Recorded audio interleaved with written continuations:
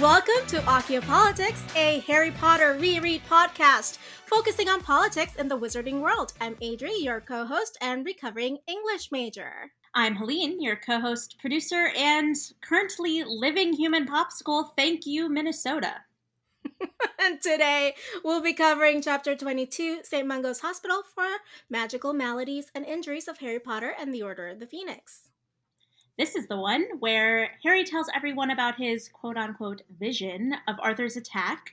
Sirius takes the Weasley family in during their crisis, and the trio visit St. Mungo's for the first time. And this is the episode where we have a special guest. Hello, Mike from the Potterless Podcast. Hello, how's it going? Oh, fantastic! Other I'm than sure like, it today's is. been a day. I've backed myself into a corner in like 28 years of asking people how's it going as like a greeting. It was fine until recently, but you know. Yeah, 2020 kind of made it so the default answer to that question is no longer fine. I know, gosh, of all the things it did to us, it also got rid of a common way that we just interacted as humans. Just added on Terrible, to the list. filled with dread. How about you? We're so excited to talk to you about this chapter and the politics of the world today. But before we get into that, we like to grill our guests on all things Potter. So we have a few questions for you first. Adri, what's the first question we had for Mike? So, Mike, when was the first time that you remember being aware of such a thing as Harry Potter? So I have an older sister, Megan. She's 4 years older than me, and she got into the books pretty soon after they came to the States.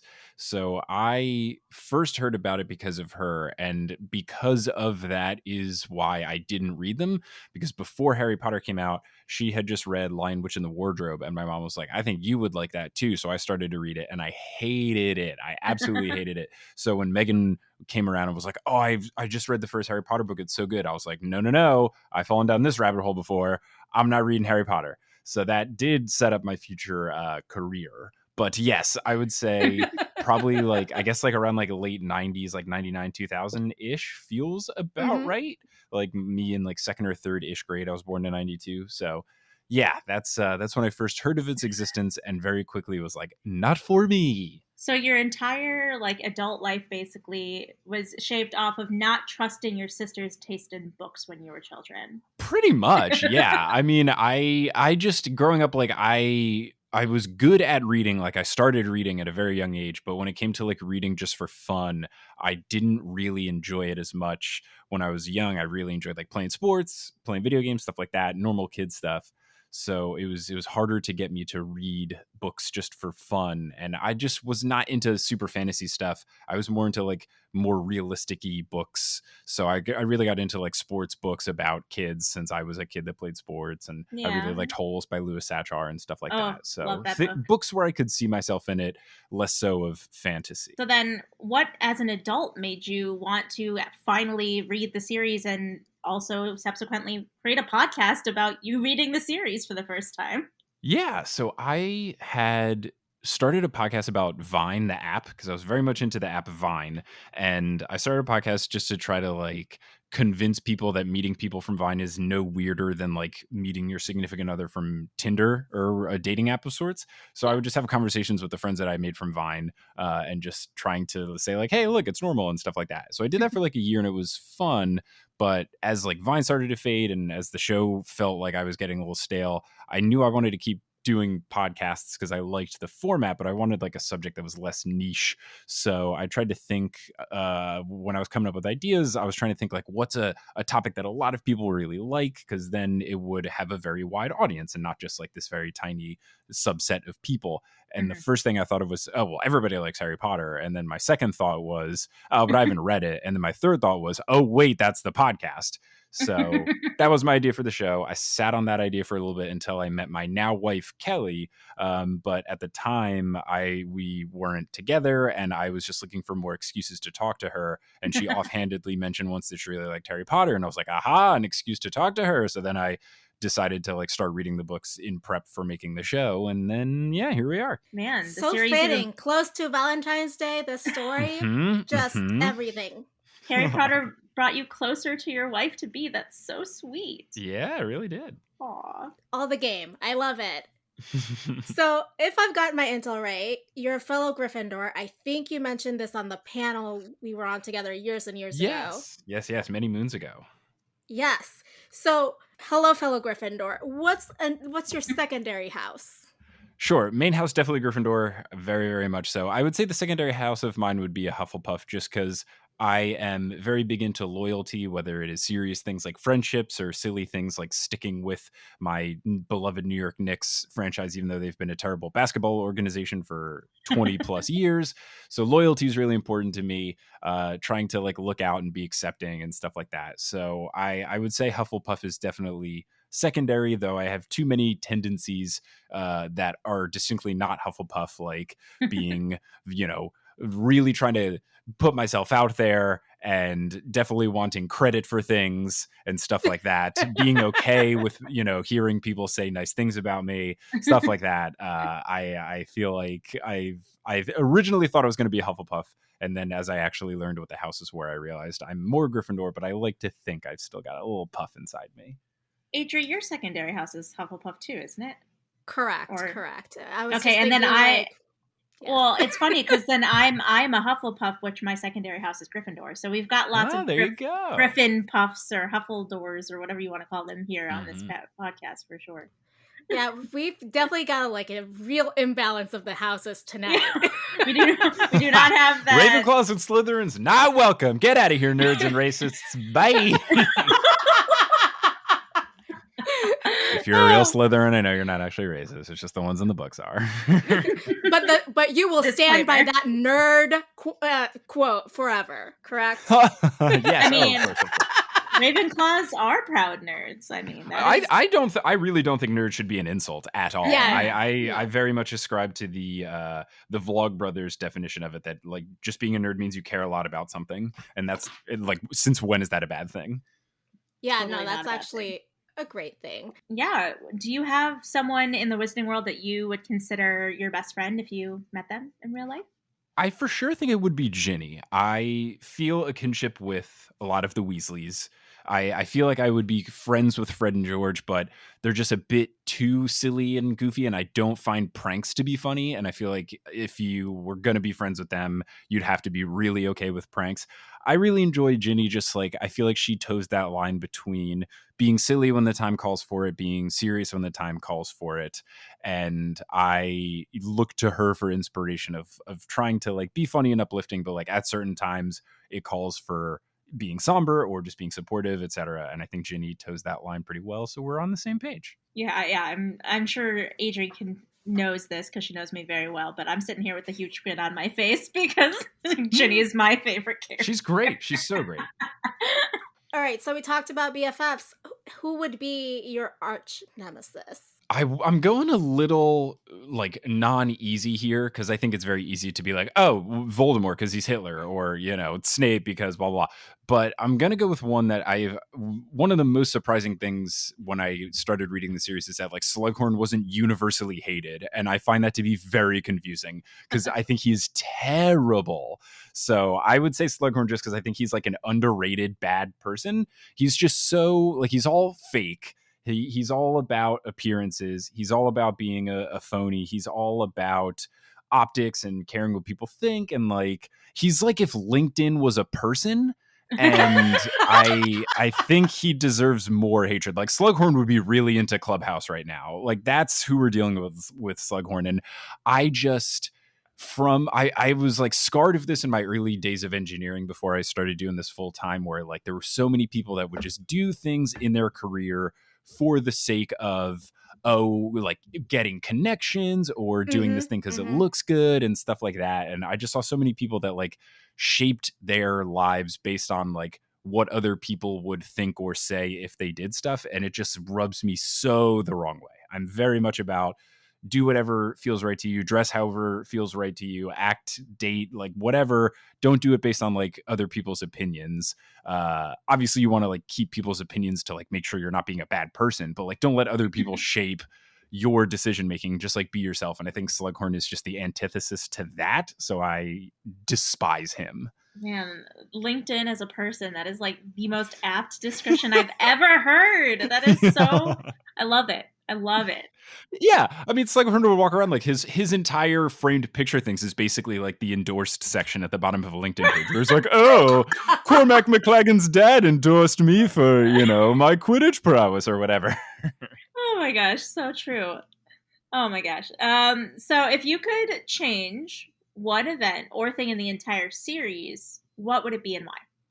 I think what I would change is I would make Snape the complex character that Snape defenders think he is, because I think like in theory, Snape could be this complex character. And if you're going by movie Snape, he is, but purely just book Snape is like a trash dude. And then he does like the bare minimum. And now a lot of people are like, he's great when he's not.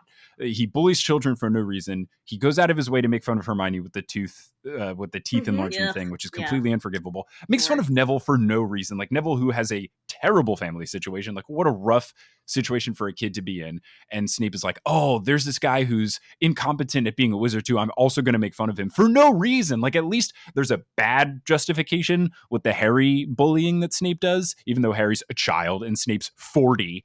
But like, at least there's a reason there with the grudge and all, but there's no reason for him to be rude to Harry's friends. So I feel like what I would change is just to make him more aligned with how Alan Rickman portrays him in the movies, where he's a bit more complex.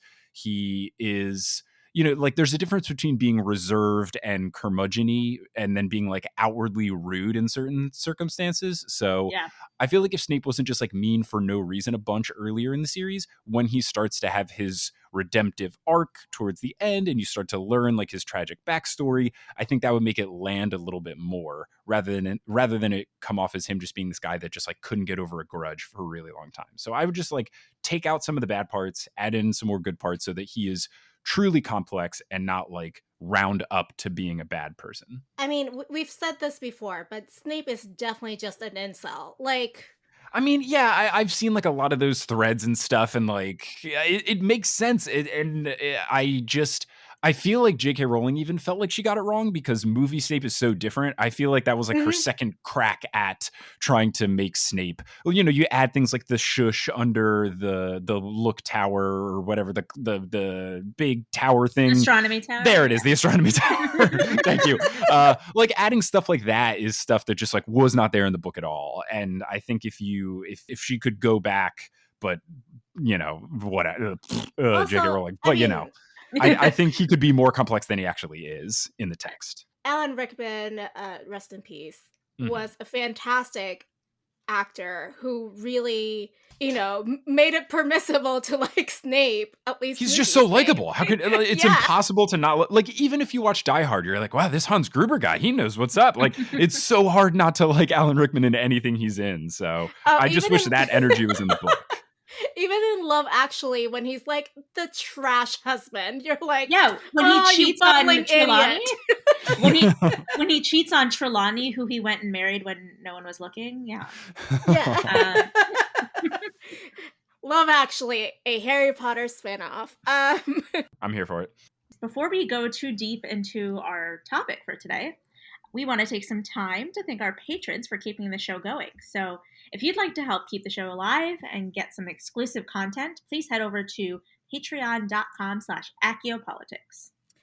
$2 a month will get you access to bonus content for every episode, and $5 and $10 a month tiers will get you physical rewards every 3 months. Now, today's Patreon exclusive content is an in-depth discussion on the power and magic of love in the wizarding world. Fitting, since this will be released the day before Valentine's Day. We've got it. All right, so now let's move on to our Potter Watch segment where we discuss the news in the United States.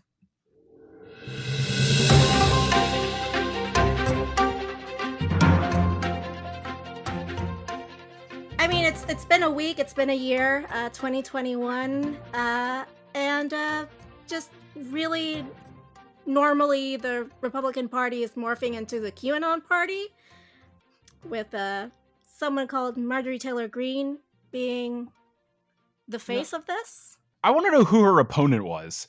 Like, what did a cardboard box run against her? Like, how do you? I don't know how she won. Okay, Mike and Helene, I don't know if you know this, but he had to get out of the race because he was he got death threats, right? Yes. Yeah, super normal stuff. Yeah, okay, super normal. He was like, you know what? Yeah. I'd rather stay alive. Oh my gosh, and stick the rest of the entire country with this crazy woman. Thanks, dude. Well, you know, he'd be dead, though. I mean, I'm sure he would have lost anyway. I'm sure in whatever district they're in, it was a very red place where he might have not been able to win the race anyway. But you know, I'm very disappointed with all the stuff that's going on. The fact that she was like even brought into a high role, but then they voted to like kick her off committees and stuff, right? So that's at least only the Democrats though. The Republicans wouldn't do it. Of course. No, there was like an overwhelming 11 majority. people voted yes, I think yes, 11 people said yes. No, that wasn't. Wait, that was for the impeachment. For Marjorie Taylor Greene, I think it was like 140 to 60 or something. Okay, it was a big majority. So they didn't want to kick her off both committees, and then the Democrats had to do it. Is my understanding. Okay. Well, I mean, all I'm going to say is that apparently my people, the nice Jews of the world, have started California forest fires with our space lasers. So watch out, guys. Oh, right. Yeah, she said oh, my God. I'm going to come after you with my space lasers because I got all of them, you know? This is so frustrating about all the news that comes out about her. It's like, look at this awful thing she said in 2018. Look at this awful thing she said on Facebook back then. It's like, where was this when she was running for office? Like, come on. How does this not come up before? It was apparently all out. And like no one cared in her district. Of course no one cared. Yeah. Because of course. Because this world is on fire. Where is her district? What part of the world? I actually have no idea. Georgia. Makes sense. Of course. Middle. Oh, Georgia did so good. I know. They disappointed us in this one area. Come on, Georgia. It's the 14th congressional district. I love Wikipedia. She's an American far-right politician, businesswoman, and conspiracy theorist. Oh, love that. Well, she definitely is. I mean, that's an apt description. So she isn't from, I've got some information from ballotpedia.org. It is a plus 27 Republican advantage county or district. It is 85.3% white, unsurprisingly. Oh, wow. Well. Well, so on a slightly different note, was anybody else watching the impeachment trials today? So I've been watching like some supercuts of it. First off, as a podcaster who edits my own podcast, the amount of mouth clicks that those microphones are picking up is death to my ears. It is like the clickiest, like someone give them green apples to eat, please. There's so many mouth noises. But from like an actual impeachment trial perspective, I gotta say, like the stuff that the Democrats have been putting forward, I forget the name of the guy who's in charge of it. The guy with the brown hair, he put together like some really solid stuff. And that little like 9-minute video that they played of just like all the January 6th stuff was so impressive that there was someone that I know who had previously gone like full Trump supporter that messaged me and said, I just saw that video. I am so sorry. Like, wow. It was that good of evidence that it's giving me hope that it's turning around people that at least I knew didn't think January 6th was a big deal. I have heard about this video and meant to watch it yesterday and haven't gotten around to it yet, but I am like very intrigued. My sister said somewhat similar things. I need to go watch it. Yeah, I mean, because all of the people who were at the insurrection were like live streaming it and stuff, they have tons of footage of it.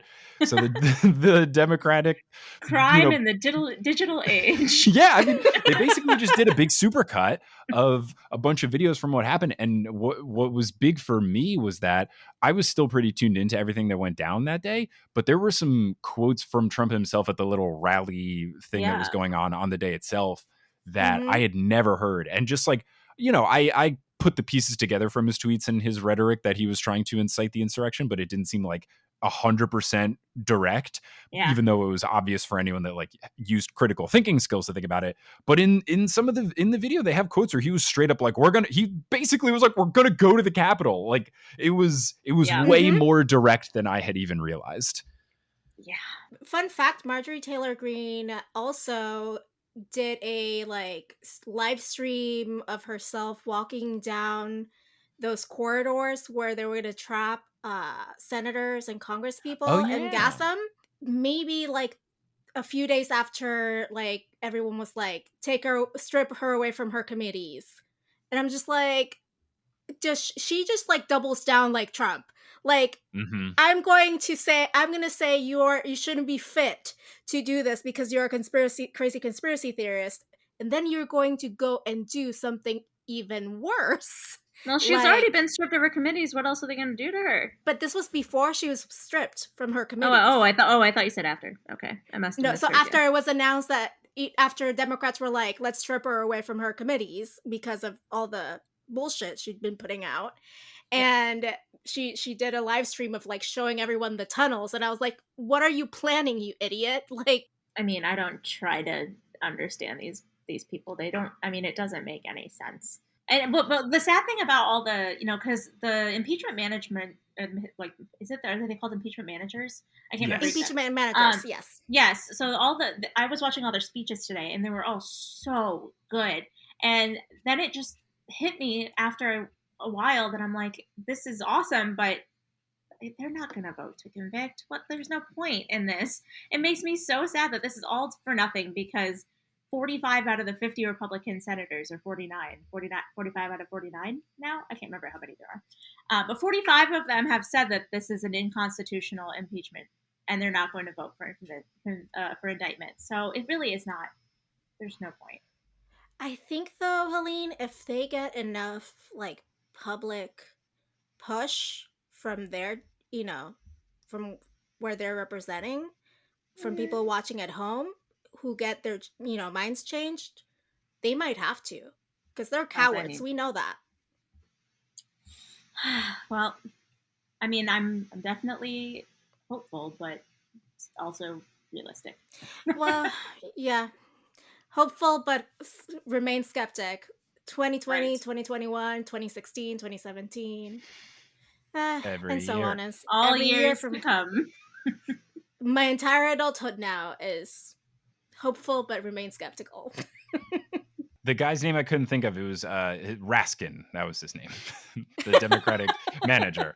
That was going to Jamie Raskin, Democrat from Maryland. I wanted to look it up. I got to give him his credit. He had some really solid stuff. He's been doing a really great job. You know who didn't do a good job? Trump's lawyers. I just wanted to get that in there. Oh my gosh. Boy. Hachi machi, baby. Had some fun stuff. Oof, yeah, they were bad. Ooh.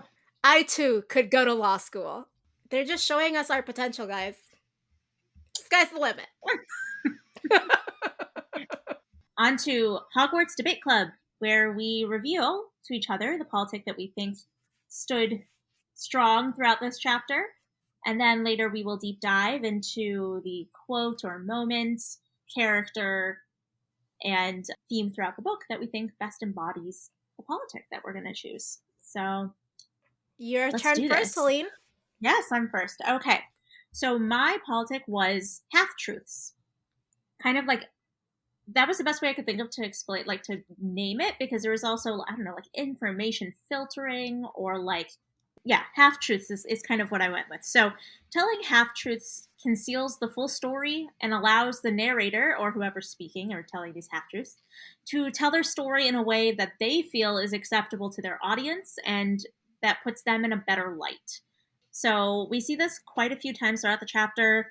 We see when Harry tells the Weasley family of his vision, he definitely holds back on some of the more important parts, including the fact that he was watching the attack through the eyes of Nagini because he doesn't want the Weasleys to think lower of him or think that he did it intentionally or, whatever reason he had.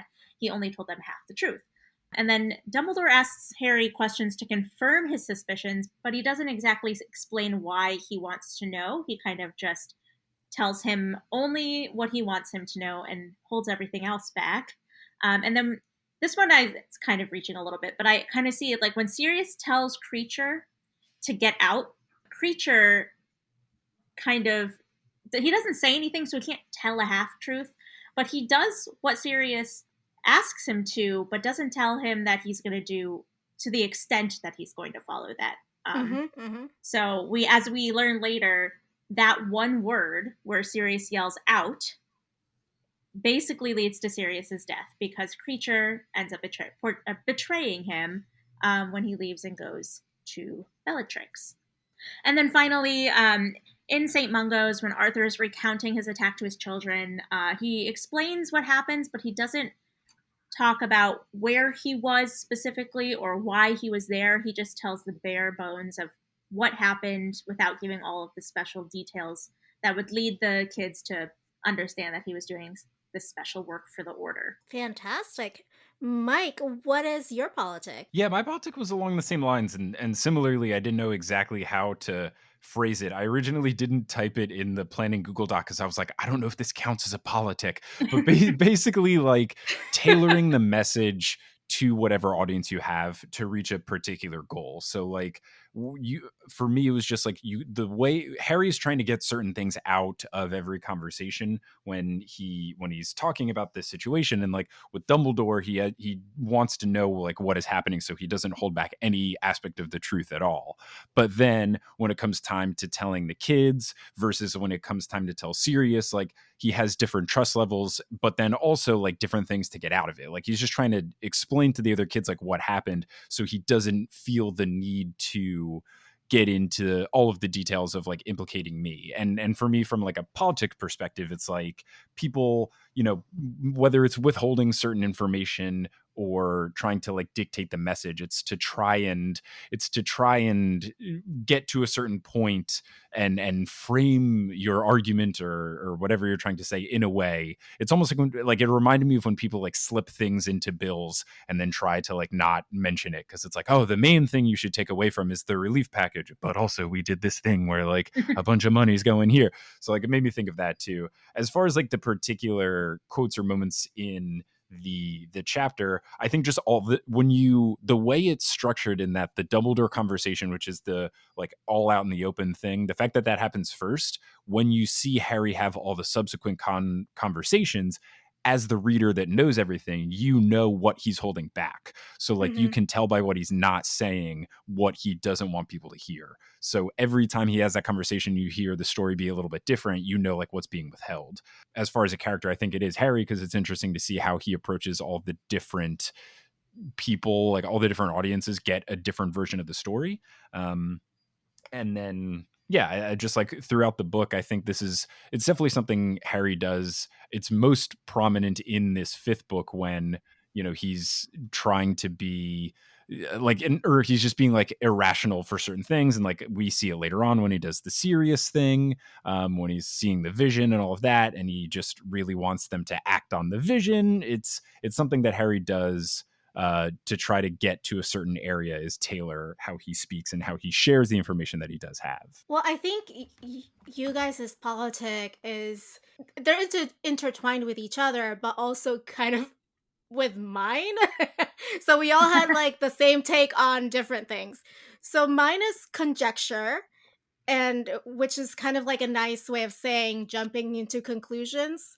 Fun fact, Yeah. I am so depleted. I had to Google, how do you say when you reach a conclusion with insufficient evidence? And then the first thing was like jumping to conclusions, and I was like, that's what I'm looking for. Words. Well, but in this case, it's not necessarily anyone's fault that they're just jumping into conclusions in this particular chapter, because no one really has the full story, not even Harry, even though it is his dream. There are things that Dumbledore knows or suspects that he's not sharing with Harry. And information is treated like currency, and Dumbledore is hoarding like all the info in that side of the marketplace, while Voldemort has his other info swirled away. And that also made me think, well, conjecture makes me also think about the ways in which we can make arguments, Mike, like you were talking about, and Helene, how you were talking about half truths, where we can select and omit certain things to make us sound more learned or like wonderful, and then people are like, yeah, but there are like holes in that argument, just like when you're listening to any politician, they sound great, but then you're like, Yeah. wait It's a, wait a second. it's all $2,000 checks. Oh, there to give you 600. $1,400 plus 600 is $2,000 checks. Exactly. But also maybe to only people who make $50,000 or less. Exactly. Yeah, presentation is everything. Definitely, I think definitely all of our politics are very political in nature, in the fact that this is just a way that politicians communicate to people, and this is how they get ahead in their careers. They have to make sure that they're saying the information in a way that makes them look good. They have to spin it, as Mike once said. Mm-hmm. Well, they have to also appeal to the greatest swath of voters, right? Or likely voters. So they always have to have someone who is telling them, like, this is what people who used to like you are saying on Twitter. Like, get your act together. Yeah, Because now definitely. Twitter's like I don't know, like, what is newspapers are the fifth estate or whatever. Twitter is like the sixth circle of hell in our government. True. And like, even though I did pick Molly as my character that embodied the politic this time, and even though I did pick her, I do think that Dumbledore probably embodies the politic throughout the whole book.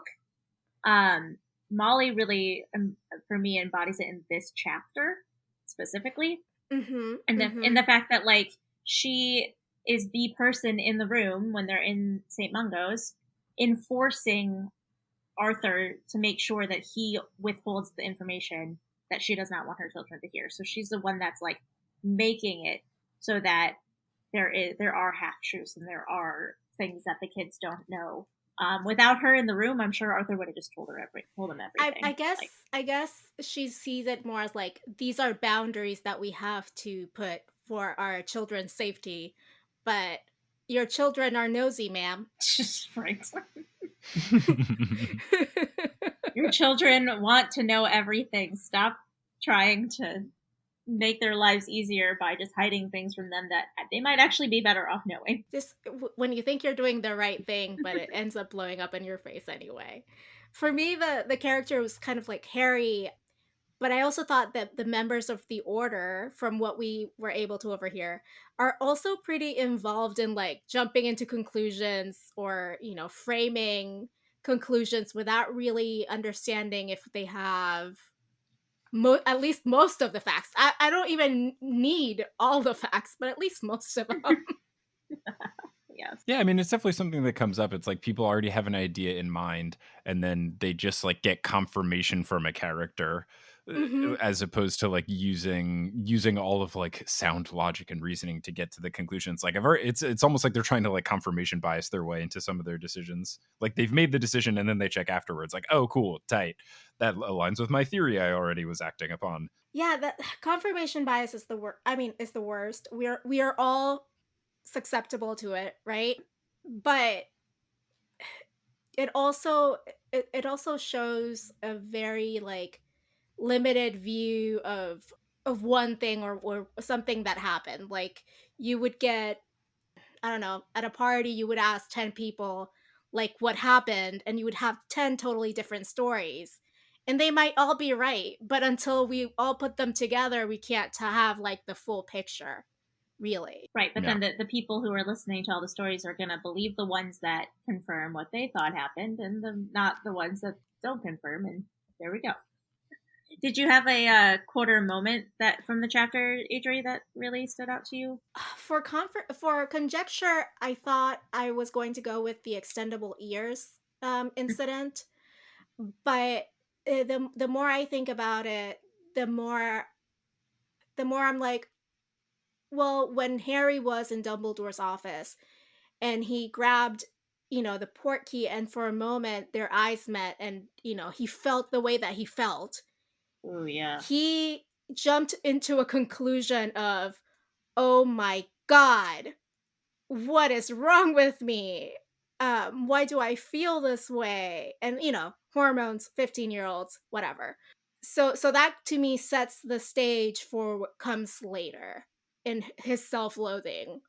Yeah, like he immediately assumes that he is actually feeling those things himself, and that he's not being manipulated by outside forces. Like he feels it, and he's like, "Oh, that's how I feel. That's so weird." Instead of like, maybe thinking about it a little bit more critically and thinking, "I don't really feel this way. Something else has to be going on." Well, but feelings, man. Right. He's usually very like emotionally aware. Not in book 5, you know this. This is this is the one where I could most connect to Harry on a very angry level. Because you're not in touch with your emotions. Is that what you're saying? I am very in touch with my anger sometimes, let me tell you. No, I mean, all joking aside, to me, this book encapsulates all those teenage emotions that ran so true for me as a teenager. Just constantly angry at the world and being like, why does everyone hate me? Not really everyone hated me, but Well, just dramatic. It felt like they did. Thinking back to being a teenager, Harry's age. I mean, not even just being his age alone, but also, going through the shit that he went through as a kid, like parents dying in front of you, friend Cedric dying in front of you, living in an abusive household. Yeah, you got to deal with that, all of that, and being 15 and going through puberty and figuring out how to be a wizard. Exactly. And like the elderly wizened headmaster who I so admire is not taking my calls all of a sudden. Right. I've been put on read receipts by Dumbledore. Aww. Just constant ghosting. Like, I mean, and there are literal ghosts here, so. The girl I like keeps crying every time she kisses me. I don't understand. What am I doing wrong? Poor boy. Oh, it's just because our school doesn't have a guidance counselor. Okay, cool. Yeah. I'm the leader of a movement I never wanted. Honestly, if I did live in the wizarding world, I would totally be the first ever wizard therapist. I would love that job. Do it, yes. I would love it, and they really need it. I'm really filling a gap there, filling up a necessary need. Yeah, there wasn't any. Mungos didn't have like a ward for mental ailments, did it? Of course not, no, because there's no wizards with any sort of mental problems in J.K. Rowling's books. Except for Gilderoy Lockhart, who, Yet she like right, but that's because a spell happened. Like, nobody has like a normal mental health issue at all. Well, it's so weird because like she doesn't address just the normal mental health things in the wizarding world, yet she makes an entire character, beast, being, thing that is a huge metaphor for depression. Like, why put all of that time and effort into creating this huge metaphor for depression and then not address any other mental health issue at all? Well, the thing is, Helene, let me Rowling explain something to you. Roll-splain. There you go. Okay. Depression, Dementor, obviously, but they don't need mental health. All they need is to do the Patronus charm, and it works. Kind of like how Tom Cruise is like, vitamins. You don't need anything else. So, I mean, to even make that even more simplified, the Patronus charm requires you to think of a happy memory. So when you're depressed, just think of something happy and you'll be fine. Exactly. Well, like Tom Cruise. That's how it works. Like Tom Cruise's Scientology, like, you just have to have vitamins. Nothing else works. I think that's what happens when you go to therapy. They just ask you to like remember good things. Yeah. Like, oh, that sounds really bad. What's a happy thing that happened to you? Oh, this one time I rode a bike. Oh, wow, cool, great. You're cured. You're fixed. You're cured. Have some chocolate. Yes, chocolate does fix everything. I mean, at least it helps. So there's that. Well, speaking of Dementors and chocolate. Wait, before we get there, 1 second. I know it's a perfect transition. It's a perfect transition, I know, and I'm sorry for ruining it, but I just wanted You're ruining my life, Helene. Why does everyone hate me? It's awful. I'm a horrible person. I just wanted to. I did look up all the like floors and wards or whatever in St. Mungo's, and I just wanted to confirm there is not anything for like mind things. Although most of the people we see in St. Mungo's have some sort of mental ailment. I mean, Lockhart, Neville's parents, like they both are suffering from mental ailments, but they would probably go to the spell damage on the 4th floor. That's all that there is because all the other ones don't really have anything. Because that's the only way you can get a mental health issue in the Harry Potter world, because of a spell. Exactly. Yeah, not near-death experiences without having been hit with a spell. Cool. Right. PTSD. Who? I don't know her. Okay, so now, sorry, we were talking about Dementors and chocolate, and now we're going to talk about Dementors and chocolate. Oh, wait, I did have one quote. I have my quote. I wanted to say my quote. I'm so horrible. I'm so sorry. We're going off the rails. So to the 4th floor with you. Yes, I'm sorry.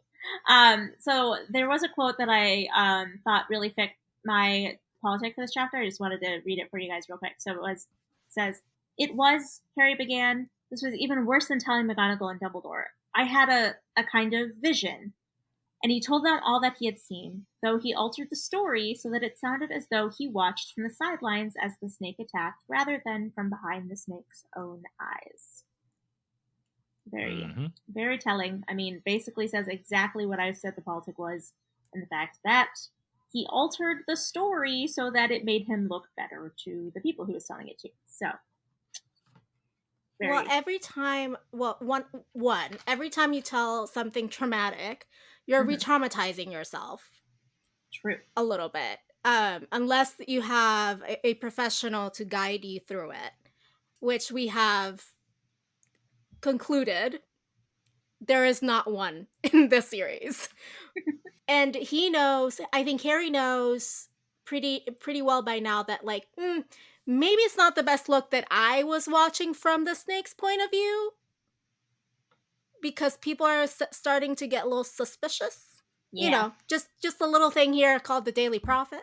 The guy has to go through so much scrutiny in his life. Like, I respect him for wanting to make his life a little bit easier. Like, you do you, Harry. Also, on a less superficial level, though, I often wonder if every time, we're telling a piece of ourselves to someone else and we want to protect ourselves and change something slightly insignificant or significant, but the end result stays the same, if that is a way to yourself deal with the trauma by kind of separating yourself from it a little bit. Yeah, I mean, it's also a thing with trying to change the story. It's definitely a thing where if you continue to tell a story with an altered detail over and over and over again, you then convince yourself that this is actually the true version of the story. Kind of like what happened with Slughorn and his memory in Exactly.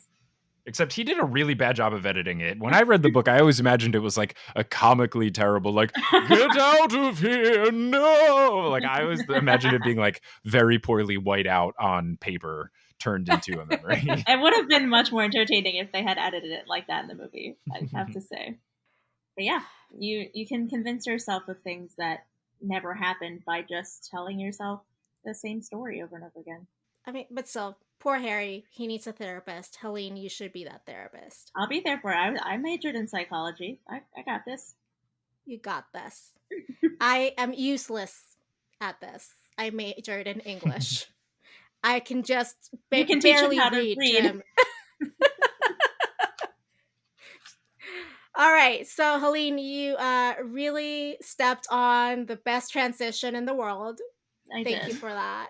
I'm sorry. Now that I'm depressed, let's talk about Dementors and chocolate. Oh, there we go. There's a transition. So, Mike, what was your Dementor? What did you not thoroughly enjoy in this chapter?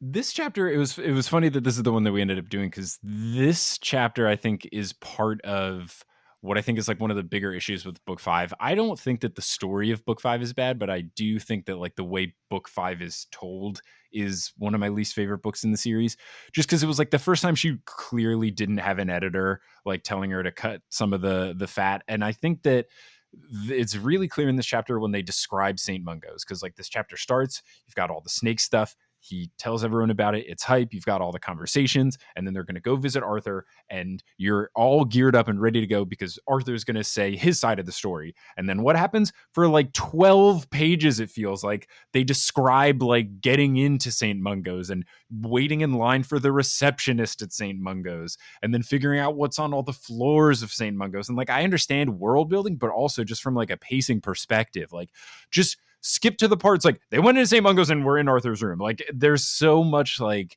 description of how the building works and how they get in and all this stuff that just felt so mundane and unnecessary. And I was just so antsy the first time I read it, and this time rereading, I was just like, just get to the part where they talk to Arthur. Like it's so, I feel, drawn out. I was just gonna say it felt like a lot of work and emotional, like, labor, I guess, for no payout, because we didn't see it in the movie. Like if we had seen it in the movie, I'd been like, oh cool, we read about that, like now we get to see it. And then they just left it out of the movie, which kind of stuff. But yeah, when they described St. Mungo so in detail, I thought that it was going to be for a reason, but it was just like a lot of flavor text that didn't really do anything. So I was not a fan of that. And then another like minor thing, but this is just a frustration, is that one of the details they give you is that the healer in charge is Hippocrates Smethwick. So like, oh, the lead doctor is named after the Hippocratic Oath. Really? Like this is just the like good thing when that person was born, they were told you have to work in the medical field, and you're not like Hippocrates Smethwick, the keeper on the local Quidditch team, because you have the doctor themed name. So you have to grow up to be a doctor. One of my biggest gripes is people being named after the thing that they do. Maybe he was so passionate about being in the medical field that he changed whatever his boring old name was to Hippocrates Smethwick, because he wanted to just be so enmeshed in what he was so passionate about. That's just branding 101. Yeah, that's why Johnny Manziel legally changed his last name to Football, so that he became Johnny Football. Well, there you go. And like, I mean, I'm sure that's true for all the other characters that have just really convenient names, like Professor Sprout. He was like, oh, I'm actually Professor, John Smith, but I'm going to name myself Professor Sprout because I just love plants so much. The original plant mom. Love her. Helene, what was your Dementor?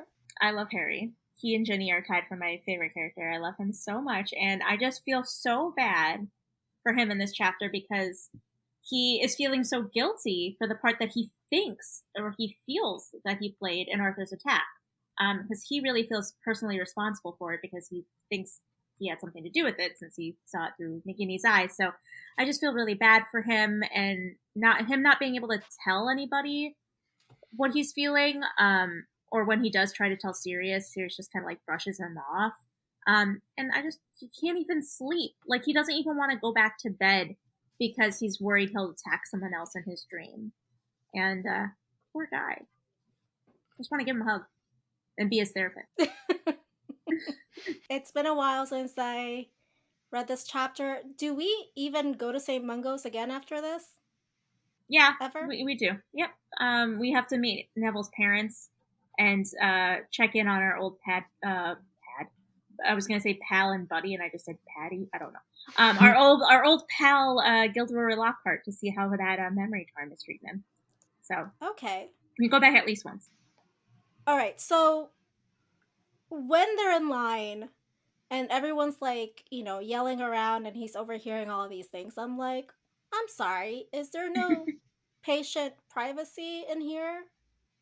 Like, this sounds like a trading floor. There's just like too much going on. Are you talking about when Arthur like knows exactly what happened to like all the other people in his room? Is that what you're talking about? But even in the info desk, like everyone was just very candidly and openly talking about what was wrong with them. Yeah, the receptionist talks like someone like giving out orders at like a very busy burger joint. Correct. Yeah. So like, oh, Weasley, the guy got bit by a giant snake. Go to this floor. so she's like, ma'am, this is a Wendy's. But yeah, so I was just like, is there not like HIPAA in the UK? And like, well, there should be. The doctor's it's Hippocrates. It's true. Like, I'm just really concerned about patient privacy. And then that's cemented later on, Helene, like you said, when Arthur knows everything about everyone. this is completely off topic, but do you think that when people reference the Hippocratic Oath, Hippocrates is like, oh, it's my oath? You know, have you taken my oath? I don't know. Just see him being all like cocky about it. Very Gilderoy about it, I would say. But in terms of what with Arthur, I mean, I've never personally stayed in a hospital room that was like shared, but I know it's a thing, and I feel like it's probably normal for people to, you know, share like why they're there, you know. Yeah, I mean, the patients talk to each other. Yeah. And, you know, but it seems to me like a lot of the information he's gathered is from overhearing the very loud and inappropriate conversations that doctors have with the patients, not from the patients themselves. I guess, yeah. And that's where I'm like, guys, I don't know, privacy, it's important. Yeah, definitely. On to happier things. Mike, what was your chocolate in this chapter? What did you hold dear, really enjoy in the chapter? I really like Fred a lot. I think he's such a great character. I was absolutely crushed for, spoiler alert in case anyone hasn't read book 7, his death. So I love him. I love his antics. I love his... Why did you have to tell us that? You know, just in case. There could be other me's out there. But like, just...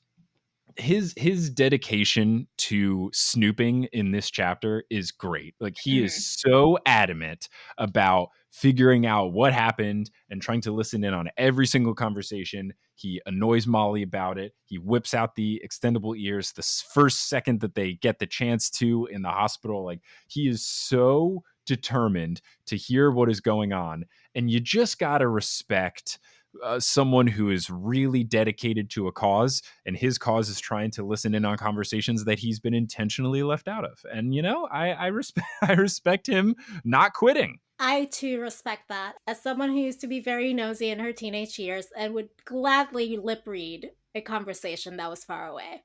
Wow, impressive. I'm surprised that like Fred and George haven't come up with some sort of device or spell that allows them to read lips from far away. That would be really helpful. Or just record a conversation. Yeah, I guess the extendable ears do a pretty good job, but they do feel like pretty obvious unless, you know, they mainly use them in the books to like hide them under doorways and stuff. But I feel like it's a very limited use case where it's like, why do you have a giant silly putty ear sticking out? They kind of remind me, at least like the version in the movies reminds me of just like holding a can with a string up to my ear. But it's just like I think that's supposed magical to be version of that. I think that's supposed to be the the inspiration. Yeah, I can see that. Helene, what's your chocolate? Mine was Sirius and Molly getting along for a total of like 0.3 seconds. They don't get along very often. They tend to fight a lot, and usually it's about, you know, the well-being of the kids and what they think is best for them. And, you know, this moment of grief is awful, and it's so difficult and hard to navigate, but it does in ways bring people together. And this is just something that they were able to bond over, which I did like to see them getting along for a little bit. Harry's like main father figure and Harry's main mother figure, even though, you know, they're not anywhere like romantically involved whatsoever, but they're just the divorced parents. The divorced parents coming along for one holiday. Yeah. What a miracle. So what was your chocolate, Adri?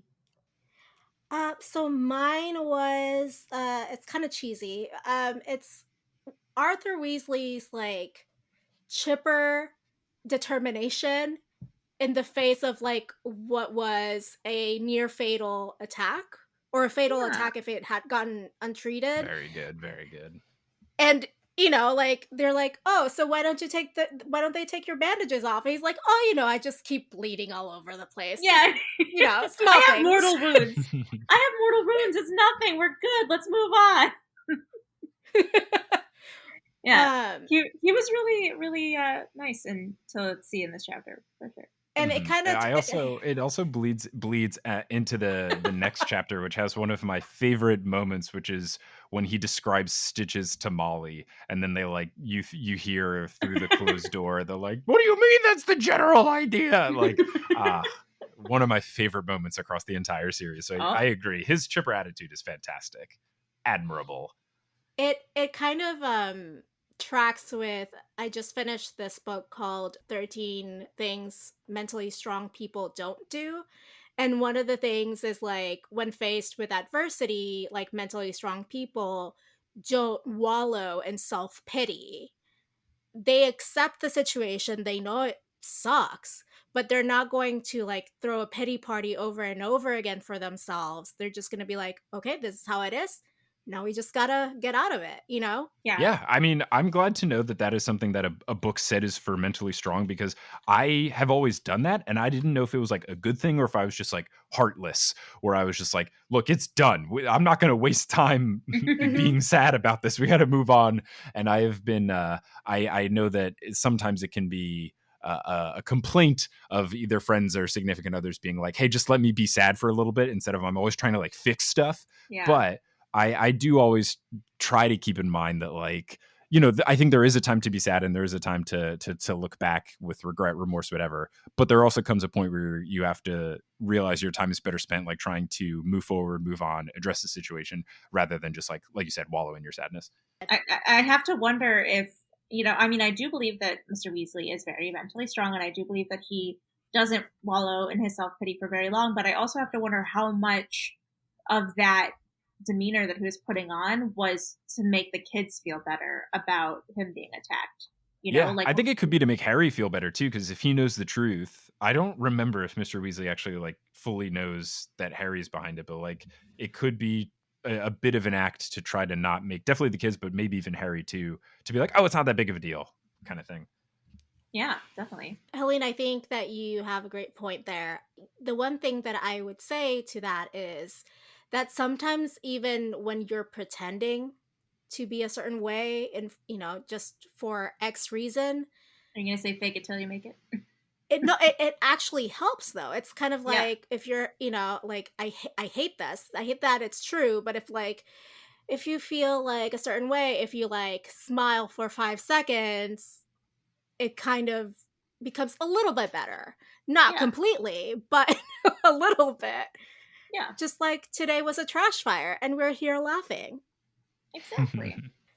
All right, so on episode 521, because we had a bonus episode last week, we asked the following question. If you could read the series from another character's perspective or point of view, who would it be and why? But first I want to ask Mike. I was just about to say that. I was like, before we read the responses, can we see what Mike says? Because I want to know what Mike would say to this question. Okay, so it's reading it from someone else's perspective. Yes. Like, think Midnight Sun, you know, Twilight. Right. Right. No, I know this. I know this because my wife read that book and I was confused by it. I was confused by it existing. I was like, is this good or is this just Stephanie Meyer wanting more money? And Kelly was like, yeah, it's pretty good. So I feel like the easy answer here is Hermione. And I know that there is someone who has been making fanfic versions of it. And I think they just released like the second book all from her perspective.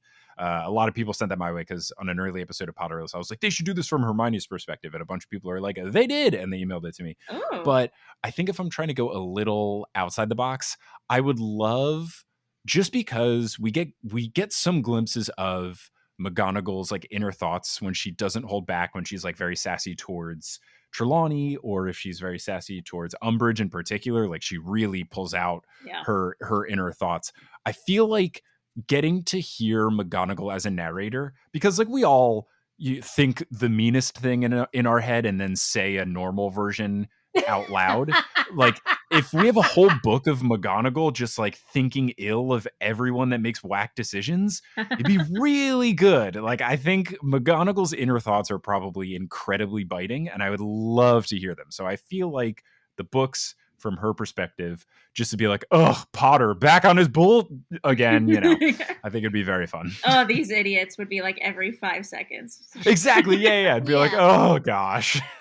I just think McGonagall, as always, is my idol now. Like, when I read the books the first time as a teenager, I was like, oh my god, Hermione is everything, blah blah blah blah blah. And like, as an adult now, I'm just like, I stand McGonagall all the way. This is who I will mold myself after. Just kidding. I was already this way. If McGonagall did one of those things where it's like on Twitter, it's like, quote tweet this with the 5 most active emojis that you use and frequently used, her top 2 would be eye roll and facepalm. Like, no question. So true. So Completely true. It would be like eye roll, facepalm, and then the boxes that say okay and the box that says cool. Like, it would just be all of those. The X. Oh my gosh. Yes, I want to see just like the top most used emojis of all the main characters now, because I need to see that in my life. Ludo Bagman is just every single one of the dollar ones, the flying dollars, the bag. The bag, yeah. All the different currency rectangle ones, like the yen. Yeah, totally. And maybe some like sportsy things thrown in there too. Yeah, he's got a basketball in there. Yeah, I was gonna say, when I answered the question on our Twitter, or on my Twitter, I definitely said Hermione, because you would expect me to say Ginny because she's my favorite character and I love her and I want to, see things from her perspective. And in parts, yes, but like, why would I want to read a book that's not from the perspective of the trio? Because then you don't get to see all the good stuff. Like, the way I thought about it was like, I want to see all the stuff that the trio sees, but I want to see it from somebody other than Harry. And I thought, Hermione's really clued in. She already knows all this stuff before everybody else. Like, the third book would be so interesting from her perspective, because not only is she like going and doing all these extra classes and she knows about the time turner, but she like knew about Lupin and being a werewolf like way early on, like all this stuff that she catches on to like super fast and doesn't tell the boys until much later in the book. Like, you get to be in on that stuff. Yeah, like in book 2 when she figures out it's basilisks, like you can get the whole reveal and not just her giving like the Spark Notes version. And then of course when she's petrified, they'll just be blank pages up until the part where you get. That would be a power move of a book. That'd be so funny. And then I was blank. There's one of the Lemony Snicket books which I read as a kid. Ooh, I don't remember which one, but in one of them, the kids like.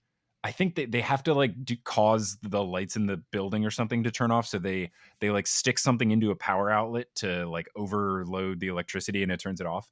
And like the last word on one of the pages is like, don't ever. And then you flip the page and it's 2 full pages of just the word ever. Like, and then the next page is like, do this. So I think it could be a really fun power move like that. That'd be hilarious.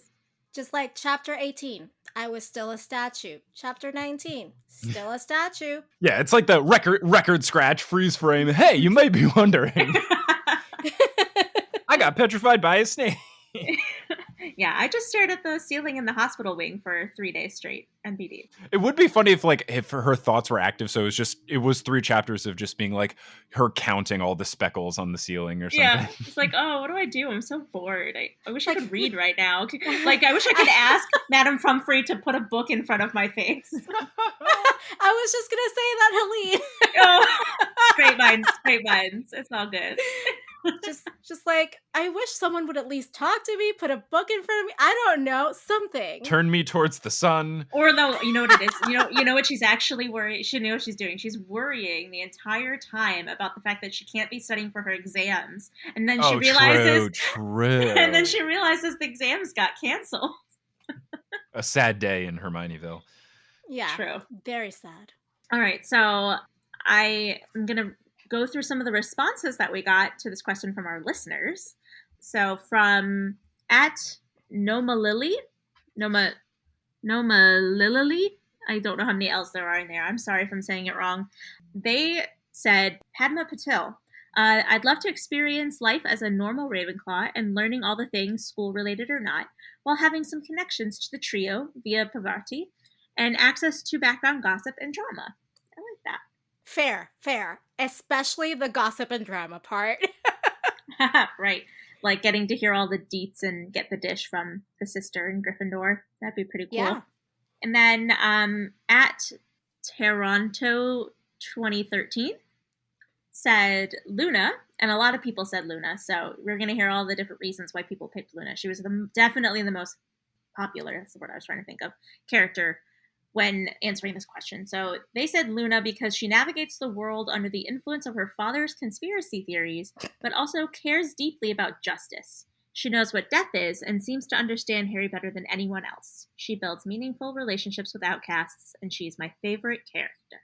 Wasn't it a few episodes ago where we discussed whether or not her dad was actually Q because of the Quibbler?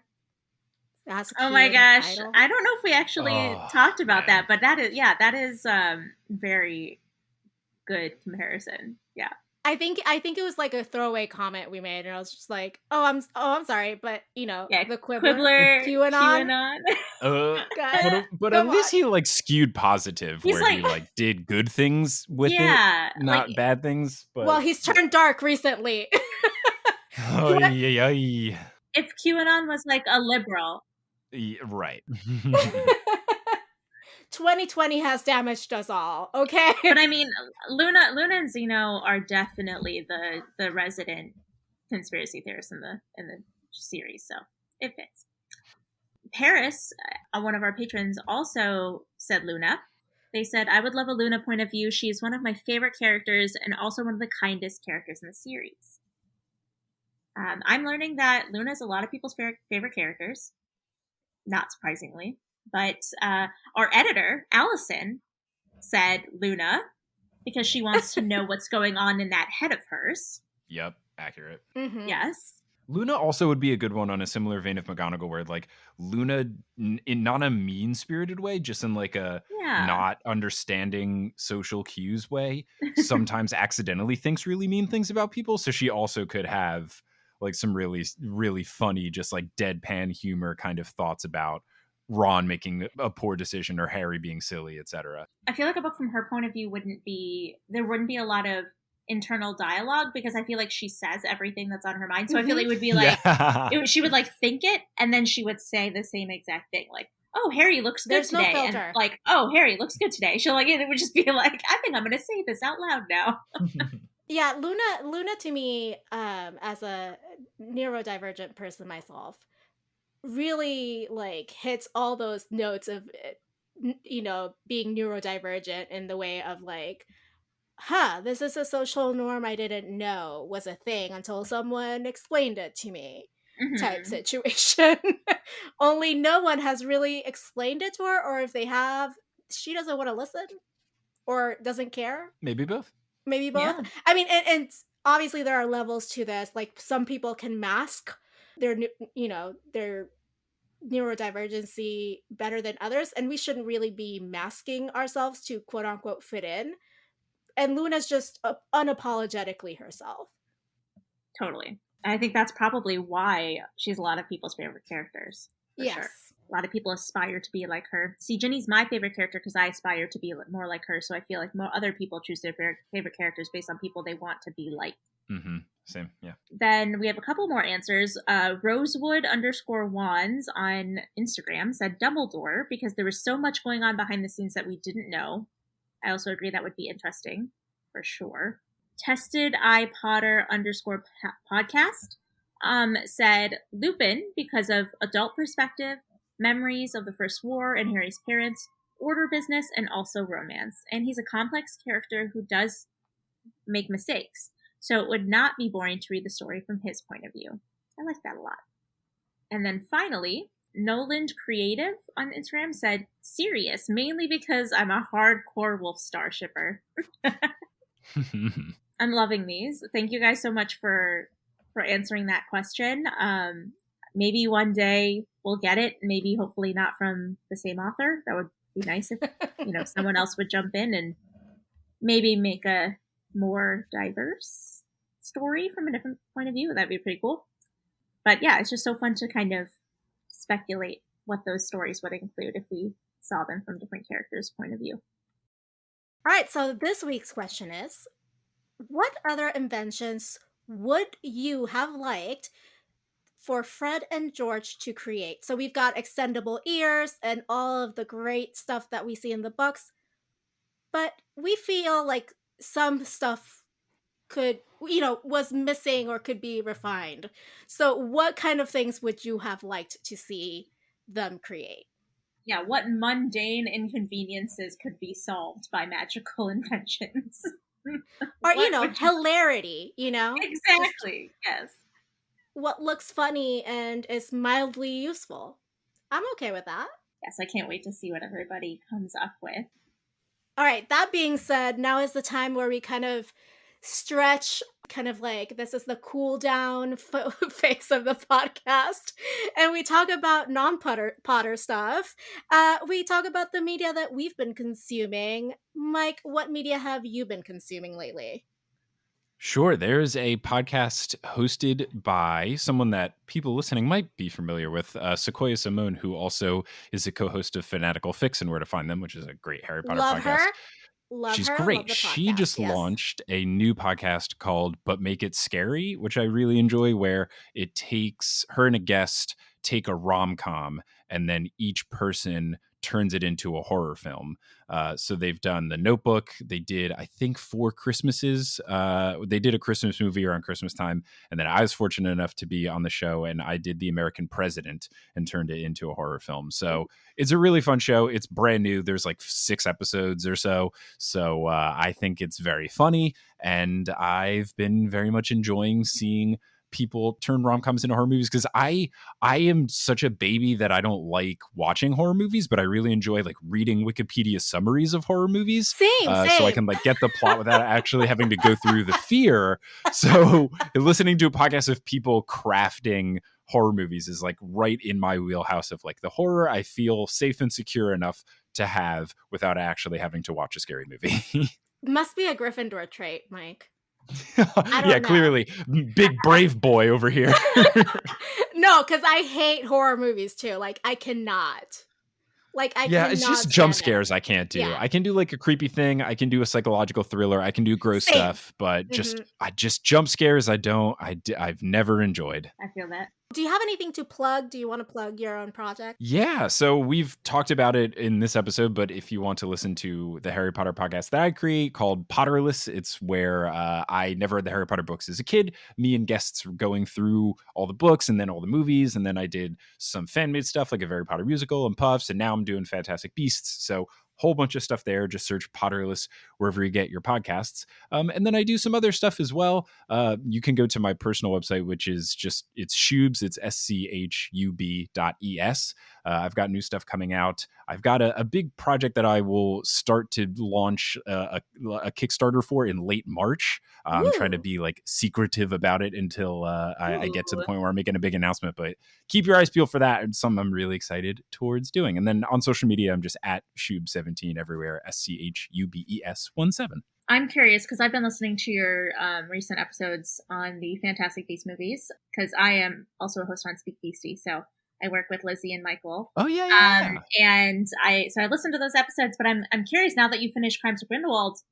What is can you tell us what the next episode is going to be about? I think I'm going to try to intersplice in. I did a bunch of episodes on Puffs, and I have a couple of like interviews with the cast that I haven't put out yet. So I think after I finish Fantastic Beasts, I'll do one of them. Then after the Crimes of Grindelwald episodes, another one. And then I think after that, I want to move on towards Harry Potter video games, because they're like really fun, and I want to like alternate things that I'm critical towards, which I did not like the Fantastic Beasts movies at all. So to kind of cleanse the palate, I'm going to go towards and do like some of the sillier video games. So I have the Lego Harry Potter games. And then I have been told that the PlayStation, like old school like PS1 games are ridiculous. So I'm going to try to find a way to play those games and do episodes about that. So yeah, I think Harry Potter video games is the next Are we frontier. talking like PS1 Quidditch Harry Potter? Yeah, I've played the Quidditch game, so there'll definitely be at least part of an episode about Quidditch World Cup. I've played that game, which even though I hate Quidditch in the books, I did enjoy that video game. It was very fun. So I not a sporty person myself, but I do the other stuff, you know, the reading of the books. Right. but I was obsessed with that game. Yeah, it's fun. It's really fun. And my brother lent it out to one of his friends, even though it was my game and not his. And how dare he? We never got it back, and that is a grudge I am still holding since then. No, I feel you. There was, back in high school, I lent one of my neighbors a copy of, I beat the Spider-Man 3 PlayStation 3 video game, and I let him borrow it. And then he hooked up with my ex-girlfriend, and I never spoke to him again afterwards. Oh, no. But then part of me was always like, Devin has my Spider-Man 3. But I don't want to talk to him. If there's any reason to talk to him again, that would be it. Yep, but nope. Man, no, I have to say the Lego Harry Potter games are one of my favorite games. I've played them through and beat them like 6 times. I freaking love those games. So if they're fun. I'm halfway through the first one and I've really enjoyed it. Oh my god, they're so fun. And I can't wait until Hogwarts Legacy comes out, and then you have a whole new thing to talk about, because that is going to be a beast of a game. I'm so excited. Yeah, I'll have to see. I don't know if I'm in the business of buying any official Harry Potter related merchandise, and I want written statements from everyone that like J.K. Rowling doesn't get any money before I buy anything. Oh, I'm planning on. I'm definitely planning on buying it used if I can. Yeah, sure. Yeah, good. That's why I hope GameStop continues to exist, because I know that they've been in a little bit of trouble. But there you can go and buy a physical copy used, and I need them to be around so I can do that and play Hogwarts Legacy. Because don't worry, Reddit's on it. So you are behind. Yeah, you're behind Wall Street Bets, is what we've learned. It's all a ploy for you to play this game. I'm really hoping that wouldn't come out. Oops. Oops. Sell. You know, that was really smart of you to pose as a man, create a white man creating Wall Street Bets and making it like super bro and fratty, and then like convincing everyone. Everyone to like buy GameStop. I did it all for classic misdirect. I did it all for my love of Potter, guys. The long con. Guys, I'm just so smart. You don't understand. Well, when you're not moderating Wall Street Bets on Reddit, Helene, what media are you consuming? Yeah, so I feel like, because this pod has seen me through my journey of watching Bones and the slappin' theme song. But I just finished the last season, and there's like a hole in my heart. Like 12 seasons of a show, that's a long time. And now it's done, and I'm sad. So bye Bones. But I have like 5 of them, so I just have to go through them all really quickly. Second, WandaVision. Holy crap, I know I've mentioned that I'm watching it, but the freaking latest episode blew my goddamn mind. It's so good, you guys. Oh my god. If you haven't started watching it yet, go watch it right now. I swear to God. Well, okay, don't do what my friend Rex is doing and try to watch it before watching all the Marvel movies, because you won't understand the thing that's going on. So go back, watch all of the Marvel movies, and then watch it. It will be worth it. I promise. And then finally, I watched a documentary on Hulu called Framing Britney Spears. It's from the New York Times. Good things. Oh, yeah, it's fantastic. It's really interesting. It's weird because I grew up, like I was alive during all of the stuff that went on. I was born in 1993, and like the whole thing with like Britney like shaving her head off and going crazy with paparazzi, that was all in like 2007. It was all back in like 2007, 2008. So I was alive, like I knew it was going on, but I really did not understand the whole conservatorship. Like I didn't realize that was a thing. So for those who don't know, like aren't up on their Britney pop culture and haven't watched the documentary yet, when Britney was, when she married Kevin Federline and then had her children and then kind of went insane, as people say, which is not what happened, but that's how the media likes to say what happened. and shaved her head and went all crazy. Her dad put her under a conservatorship so that he would have complete, total control over her estate and her money and her person, because he was worried that she was going to lose all of her money or spend it on something frivolous and not have money anymore. Mm-hmm. And that basically, like, she's been in this conservatorship for 12 years, and she has no free will about what she does with her public life or her money or herself at all. Yeah, her contracts are all run through him. She has no say. He can accept any contract on her behalf. He is basically, and he's also taking a salary from the conservatorship. Multiple people are. There's multiple conservators on her conservatorship. Yeah. So he gets paid on both ends. He gets paid on that end and also on making the deals for her. Yeah, so she's this grown-ass woman, and she doesn't have control of her own life. And she has been fighting it for a while, but she's like more publicly fighting it now. And so there's this whole Free Britney movement to try and help her gain control of her life back, because of, a time of kind of mental unstableness that she went through 12 years ago is still controlling her life. Honestly, I think she was, postpartum depression, definitely. I was in college by then, so I was really, I was super aware of everything that was happening and how it was being covered, but also, the temperature, as it were, about celebrities back then was very much like, look at Paris Hilton and Lindsay Lohan and Britney Spears just partying out and just, doing coke or whatever. And when you look at the documentary and see, everything she had to put up with, I'd be like, yeah, I would have also took an umbrella at least to that car. Media coverage back then was wild. Just think about all of the Janet Jackson Super Bowl stuff. Yep. That has aged so poorly. They stopped talking about the war to talk about the Janet Jackson stuff. It's just absurd the way things were covered back then. And it's good that it seems like things are getting a little better now, but yeah, just to think back of how celebrity was covered in the early 2000s. Well, this is just also so disappointing. The era of Perez Hilton. Yeah. Terrible person. Who was completely, now he tries to be People Magazine, the most positive spin person, but he used to be super nasty and derogatory towards everybody. all the, everybody, and it was just very hateful.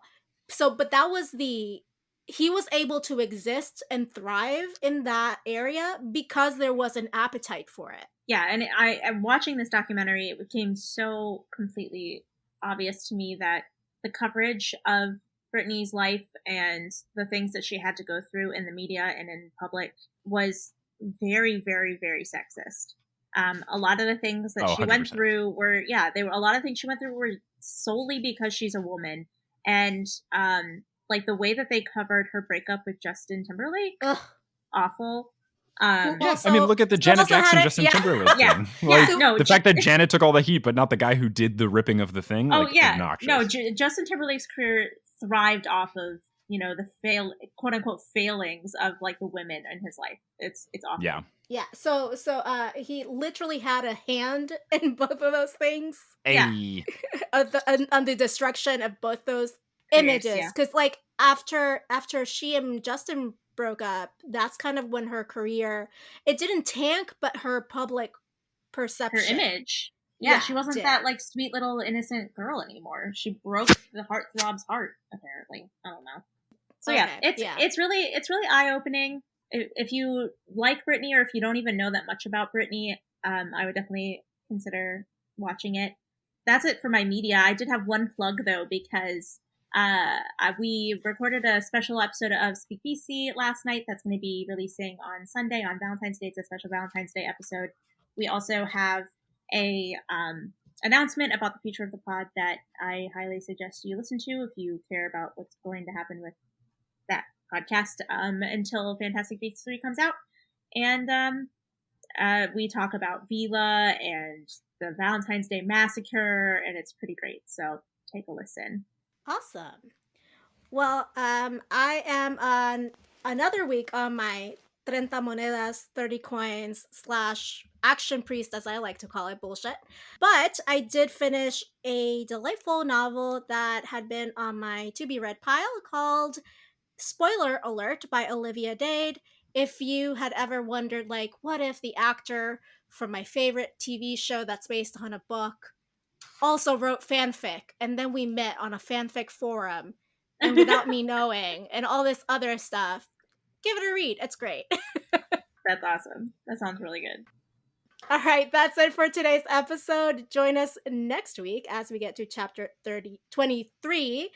I don't know my numbers anymore. Not 32. We're skipping 10 chapters. Memento, the podcast. I'm having a day. Okay, Christmas on the Closed Ward of Harry Potter and the Order of the Phoenix. Yes, and if you've enjoyed this conversation, please take a second to give us a 5-star rating on Apple Podcasts or wherever you're listening right now. We really, really appreciate it. All feedback. I know Adriana likes to say 5 stars or nothing, but... Yeah, 5 estrellas o nada. But, I mean, I would prefer you give us 5 stars, but I like feedback. I like only 5-star affirmation. That's you can still leave constructive criticism, but then also make it 5 stars. That is possible. Exactly. Like 5 stars, great. Here's one thing I think you could improve. Everyone wins. Follow Mike's advice. He's wise. Until then, politics managed.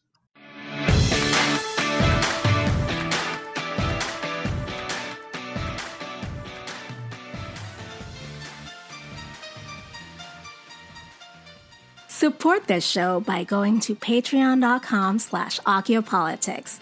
Our patrons keep this show going. You can find us online at Occhiopolitics.com, and we are at Occhiopolitics on Twitter, Facebook, and Instagram. You can email us your thoughts at info@Occhiopolitics.com. Leave us a voicemail at 915-996-1699. And you might just hear yourself on the podcast. Adriana Wilson is the founder and creative director of the podcast. Helene Karp is the producer and social media manager. Allison Pullman is the audio wizard and editor who makes us sound so good. Cover art and physical rewards are designed by Adriana Wilson. The views expressed by the hosts and guests are expressly their own and not representative of their employers or associates. Occiopolitics is part of the MuggleNet family of podcasts.